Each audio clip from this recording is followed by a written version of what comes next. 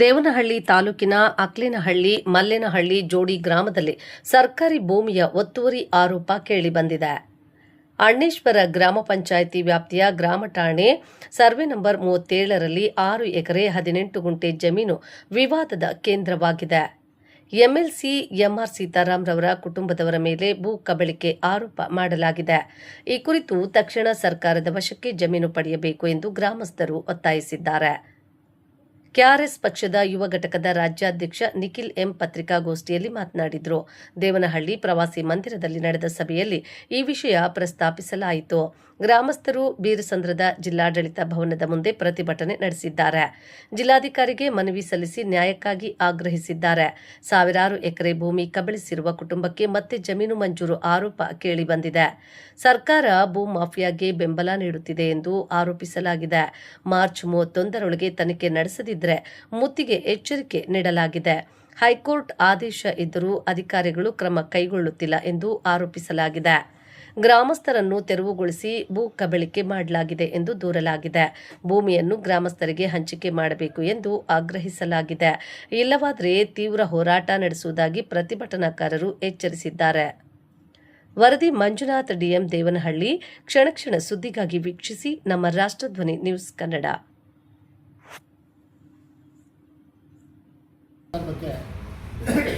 ತಾಲೂಕಿನ ಎಲ್ಲ ಭೂಮಿ ಕಣಗಳು, ಜಿಲ್ಲೆಯ ಎಲ್ಲ ಭೂಮಿ ಕಣಗಳು ಇವತ್ತು ಬರ್ಬರಿ ಆಗಿರ್ತಕ್ಕಂಥ ಸಂದರ್ಭದಲ್ಲಿ ಇವತ್ತು ಪೌರಾಷ್ಟ್ರೀಯ ಕಂಪನಿಗಳು ಇವತ್ತು ಎಲ್ಲ ಕಡೆಯೂ ಎಲ್ಲ ಗ್ರಾಮಗಳಲ್ಲಿ ಇಳ್ಕೊಳ್ಳುವಂಥ ಸಂದರ್ಭಕ್ಕೆ ಇವತ್ತು ಶಾಸಕಾಂಗನ ಇಲ್ಲ, ಕಾರ್ಯಾಂಗನ ಇಲ್ಲ, ನ್ಯಾಯಾಂಗನ ಇಲ್ಲ.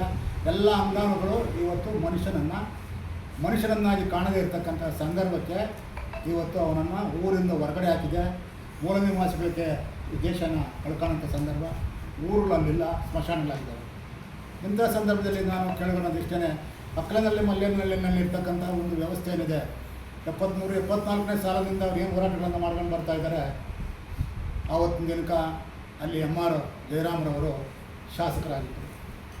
ಶಾಸಕರಾಗಿ ಮಾಡಿದಂತಹ ಘನ ಉದ್ದೇಶ ಏನು ಅಂತಂದರೆ, ಅಕ್ಲೇನಹಳ್ಳಿ ಮಲ್ಲೇನಹಳ್ಳಿಯಲ್ಲಿ ಇರ್ತಕ್ಕಂಥ 1200 ಎಕರೆ ಭೂಮಿಯನ್ನು ಕಬ್ಜಾ ಮಾಡ್ತಕ್ಕಂಥ ಒಂದು ಸಂದರ್ಭಕ್ಕೆ, ಕಿತ್ಕೊಳ್ತಕ್ಕಂಥ ಸಂದರ್ಭಕ್ಕೆ, ಸರ್ಕಾರಿ ಭೂಮಿಯನ್ನು ಕಿತ್ಕೊಳ್ತಕ್ಕಂಥ ಸಂದರ್ಭಕ್ಕೆ ಅವರು ಮಾಡಿದಂತಹ ಎಲ್ಲ ಪ್ರಯತ್ನಗಳು ಆವತ್ತಿನಿಂದ ಇವತ್ತಿನವರೆಗೂ ಸಹ ಅದನ್ನು ಮಾಡ್ಕೊಂಡು ಬರ್ತಾನೆ ಇದ್ದಾರೆ. ಸಕ್ಸಸ್ ಆಗಿದ್ದಾರೆ. ಯಾಕೆ ಸಕ್ಸಸ್ ಆಗಿದ್ದಾರೆ ಅಂದರೆ, ಇಲ್ಲಿ ಅಂತಾರಾಷ್ಟ್ರೀಯ ವಿಮಾನ ನಿಲ್ದಾಣ ಯಾವಾಗ ಬಂತೋ, ಅಂತಾರಾಷ್ಟ್ರೀಯ ವಿಮಾನ ನಿಲ್ದಾಣ ಬರ್ತಾ ಇದ್ದಂಗೆ ಅವರು ಎಲ್ಲ ಅಂತಿಮ ಘಟ್ಟಗಳನ್ನು ತಲುಪಿಬಿಟ್ಟು ಎಲ್ಲಿ ತಲುಪಬೇಕಾಗಿತ್ತು ಅಲ್ಲಿ ತಲುಪಿದ್ದಾರೆ.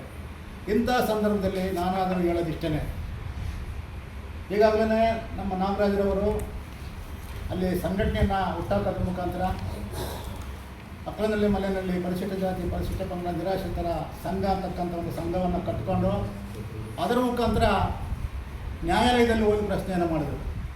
ನ್ಯಾಯಾಲಯದಲ್ಲಿ ಪ್ರಶ್ನೆ ಮಾಡಿ ನಮ್ಮ ಭೂಮಿಯನ್ನು, ನಮ್ಮ ಊರನ್ನು ಯಥಾಸ್ಥಿತಿ ನಮಗೆ ಉಳಿಸ್ಕೊಡಿ, ನಮ್ಮ ಹಳೆಯ ಊರು ನಮಗೆ ವಾಪಸ್ ಬರಬೇಕು, ಮತ್ತು ಈಗಿರ್ತಕ್ಕಂತಹ ಊರು ನಮಗೆ ವಾಪಸ್ ಬರಬೇಕು, ಊರಿನ ಸುತ್ತಮುತ್ತ ಇರ್ತಕ್ಕಂಥ ಎಲ್ಲ ಭೂಮಿ ಕಣಗಳು ನಮಗೆ ವಾಪಸ್ ಬರಬೇಕು, ಇದನ್ನು ಯಾವುದೇ ಕಾರಣಕ್ಕೆ ಹರಾಜಾಕಕ್ಕೆ ಬಿಡಬಾರ್ದು ಅಂತೇಳಿ ಹೈಕೋರ್ಟಲ್ಲಿ ಅವರು ತಗಾದಿಯನ್ನು ಹಾಕ್ತಂಥ ಸಂದರ್ಭದಲ್ಲಿ ಘನ ನ್ಯಾಯಾಲಯ ಏನು ಮಾಡ್ತೋ 2017ನೇ ಇಸ್ವಿನಲ್ಲಿ ಅವರೊಂದು ಘನ ಆದೇಶವನ್ನು ಮಾಡೋದ್ರ ಮುಖಾಂತರ ಇವರ ಭೂಮಿಯನ್ನು ಯಥಾಸ್ಥಿತಿ ಉಳಿಸ್ಕೊಳ್ತಕ್ಕಂಥ ಸಂದರ್ಭಕ್ಕೆ 6 ತಿಂಗಳ ಕಾಲಾವಕಾಶಗಳನ್ನು ಕೊಟ್ಟರು ಸರ್ಕಾರಕ್ಕೆ. 6 ತಿಂಗಳೊಳಗಡೆ ಸ್ಪಾಟ್ ಇನ್ಸ್ಪೆಕ್ಷನ್ ಮಾಡಿ, ಸ್ಪಾಟ್ ಇನ್ಸ್ಪೆಕ್ಷನಲ್ಲಿ ಎಲ್ಲ ಭೂಮಿಯನ್ನು ಸರಿಯಾಗಿ ಅಸೆಸ್ ಮಾಡಿ ಅದರ ಮುಖಾಂತರ ಅವರ ಭೂಮಿಯನ್ನು, ಅವರ ಊರಿನ ಭೂಮಿಯನ್ನು ಅವ್ರಿಗೆ ವಾಪಸ್ ಕೊಡಬೇಕು. ಮತ್ತು ಅವ್ರು ಏನೆಲ್ಲ ಸ್ಮಶಾನಗಳು ಊರಿನ ಸುತ್ತು ಎಲ್ಲೆಗಳನ್ನು ಮಾಡ್ಕೊಂಡಿದ್ರು ಆ ಎಲ್ಲ ಜಮೀನುಗಳನ್ನು ಅವ್ರಿಗೆ ಬಿಡಿಸ್ಕೊಡ್ಬೇಕು ಅಂಥೇಳಿ 6 ತಿಂಗಳು ಕಾಲಾವಕಾಶ ಕೊಟ್ಟರು. ನಮ್ಮ ಕಾರ್ಯಾಂಗಕ್ಕೆ ಸ್ಥಳ ತನಿಖೆ ಮಾಡಿ 6 ತಿಂಗಳೊಳಗಡೆ ಇವ್ರು ವಾಪಸ್ ಬಿಡಿಸ್ಕೊಡ್ಬೇಕಂತಕ್ಕಂಥ ಮುನ್ಸೂಚನೆಯನ್ನು ಕೊಟ್ಟು ಆದೇಶವನ್ನು ಮಾಡಿದ್ರು.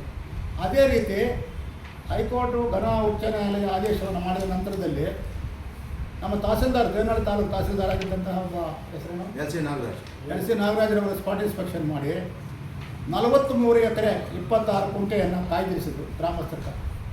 46 ಎಕರೆ 23 ಕುಂಟೆಯನ್ನು ಗ್ರಾಮಸ್ಥರಿಗೆ ಕಾಯ್ದಿರಿಸಿ ಹೈಕೋರ್ಟ್ ಆದೇಶದ ಪ್ರಕಾರ ಅವರ ಭೂಮಿಯನ್ನು ಅವರಿಗೆ ವಾಪಸ್ ಬರಬೇಕು ಅಂತೇಳಿ ಸಾರ್ವಜನಿಕವಾಗಿ ಬೋರ್ಡನ್ನು ಹಾಕಿದ್ರಲ್ಲಿ ನಾಮಫಲಕಗಳನ್ನು ಹಾಕಿದ್ರು. ನಾಮಫಲಕವನ್ನು ಹಾಕಿ ಅವರ ಭೂಮಿಯನ್ನು ಅವ್ರಿಗೆ ವಾಪಸ್ ಕೊಟ್ಬಿಟ್ರು. ಆ ತದನಂತರದಲ್ಲಿ ಆಗಿದಂತಹ ವ್ಯತ್ಯಾಸ ಏನು ಅಂತಂದರೆ, ಇವತ್ತು ನಾಮಫಲಕನೂ ಇಲ್ಲ, ತಹಸೀಲ್ದಾರ್ ಮಾಡಿದಂತಹ ಆದೇಶಗಳು ಇಲ್ಲ, ಅವೆಲ್ಲ ಏನಾದವು ಅಂತಕ್ಕಂಥದ್ರ ಬಗ್ಗೆ ಬಂದಾಗ ಇದರ ಬಗ್ಗೆ ಸಂಶೋಧನೆ ಆಗಬೇಕಾಗಿದೆ. ಸಂಬಂಧಪಟ್ಟ ಅಧಿಕಾರಿಗಳು ಯಾರ್ಯಾರ ಜಿಲ್ಲಾಧಿಕಾರಿಗಳಿದ್ದರು ಅವರೆಲ್ಲರನ್ನೂ ಬಗ್ಗೆ ಬಂದಾಗ ಇವತ್ತು ಸಂಶೋಧನೆ ಆಗಬೇಕಾಗಿದೆ. ಇವತ್ತು ಹೈಕೋರ್ಟ್ ಆದೇಶವನ್ನು ತಿರಸ್ಕರಿಸಿರ್ತಕ್ಕಂಥ ಒಂದು ಸಂದರ್ಭದಲ್ಲಿ ಶ್ರೀ ಶಿರಡಿ ಸಾಯಿ ಬಾಬಾ ಜ್ಯೋತಿಷ್ಯಾಲಯ ಉಚಿತ ಭವಿಷ್ಯ ಶಾಶ್ವತ ಪರಿಹಾರ ಜ್ಯೋತಿಷ್ಯ ರತ್ನ ನುಡಿದಂತೆ ನಡೆಯುವರು ದೈವಜ್ಞ ಪಂಡಿತ್ ಸಾಯಿರಾಮ್ ಜೋಶಿ ಕೇರಳ ಮತ್ತು ಕೊಳ್ಳೇಗಾಲದ ವಂಶ ಪಾರಂಪರ್ಯ ಜ್ಯೋತಿಷ್ಯರು ನಿಮ್ಮ ಹಸ್ತರೇಖೆ ಜಾತಕ ಭಾವಚಿತ್ರದಿಂದ ಸಂಪೂರ್ಣ ಭವಿಷ್ಯವನ್ನು ತಿಳಿಸುತ್ತಾರೆ. ಸಮಸ್ಯೆ ನಿಮ್ಮದು, ಪರಿಹಾರ ನಮ್ಮದು.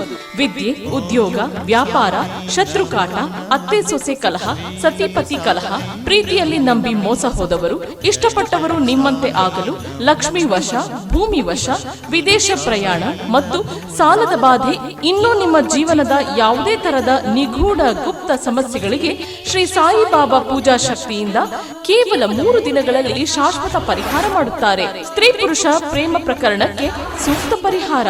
ಬೇರೆ ಜ್ಯೋತಿಷ್ಯರಲ್ಲಿ ಕೇಳಿ ಹಣ, ನೆಮ್ಮದಿ, ವಿಶ್ವಾಸ ಕಳೆದುಕೊಂಡಿದ್ದಲ್ಲಿ ನಿಮ್ಮ ಒಂದೇ ಕರೆ ನಿಮ್ಮ ಭವಿಷ್ಯವನ್ನೇ ಬದಲಿಸಬಲ್ಲದು. ಶ್ರೀ ಶಿರಡಿ ಸಾಯಿಬಾಬಾ ಜ್ಯೋತಿಷ್ಯಾಲಯ, ದೈವಜ್ಞ ಪಂಡಿತ್ ಸಾಯಿರಾಮ್ ಜೋಶಿ. ಉಚಿತ ಭವಿಷ್ಯ ಶಾಶ್ವತ ಪರಿಹಾರ. ಫೋನಿನ ಮೂಲಕ ಪರಿಹಾರ. ಮೊಬೈಲ್ ಸಂಖ್ಯೆ 9845185626.